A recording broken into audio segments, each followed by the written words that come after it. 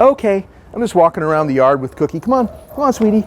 Notice if she hesitates, then I'm going to, okay, coax her to catch up. I'm not going to force her by pulling her along. Okay, she's got all kinds of things she wants to smell on the ground.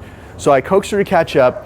She gets at my leg right there, and I stop her with a little prompt like that so she doesn't go ahead. Notice how the leash is always loose. The part that goes to her comes out the back of my hand, and my arm, my left arm and hand are relaxed.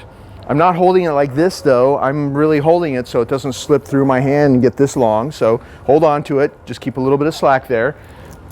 Just kind of do little prompts if she starts to pull you. Okay, I'm going to go in a circle here so we can stay in range of the camera. Sit. Good. And you can have her do sits like that while you're walking. Okay, sit.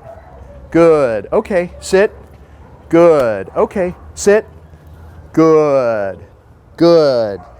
And you could do the sequence of sits like that, and then at the very last sit, give her a reward. Go. Release her to be free. Give her a couple minutes. Call her back to come. Good. See, I'm always grabbing that leash. Step into her. You're always stepping into her when you get her back on the clock. Sit.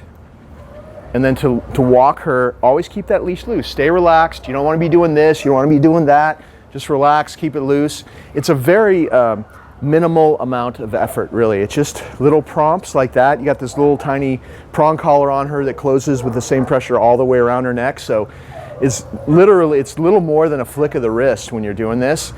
She's very sensitive. We're never rough and popping and jerking all the time. It's just about being relaxed and sensitive to her needs. All she needs, okay, is a little prompt if she goes ahead of you. Always turn left. Okay, so if we're out walking and I have her in work mode like this where we're walking on a leash, I'm always gonna turn left. And this is the most important part of that, is if I'm gonna turn left, I'm gonna, it's like tapping the brakes, because she doesn't know I'm about to turn, I wanna make a turn. So you tap the brakes, she slows down, and then your body does the rest of the work. Okay, she gets behind, you coax her to catch up. That leash still stays loose. That's why she's so relaxed, because the leash is never tight. And then you notice I'm always turning into her, because if you do right turns at this point in her training, she's not ready to stay like glue next to you. She's not at off-leash training yet. So if you do a right turn, you're gonna end up pulling her like this. You'll see that because of all the left turns we've done, she's getting really good at walking next to you, as long as you do all the other stuff we're doing. But you still need to do left turns, because when you turn left into the dog, it draws them back next to you.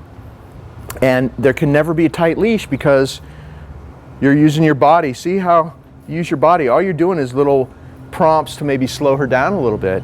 But it's just an opportunity also to do that left turn whenever you're walking her, because as well as keeping her from pulling using body language like that, you're making her feel safe. It's a very kind of a primal move where if your body is kind of hurting her in a direction, she thinks you're in charge, and she's way less likely to be have anxiety, be overstimulated, overexcited, because she thinks somebody's in charge. It's just all these little things that you see in the videos that I'm doing, little tips I'm giving you, keeping the leash loose, and you know, how you call her back to come and stepping into her.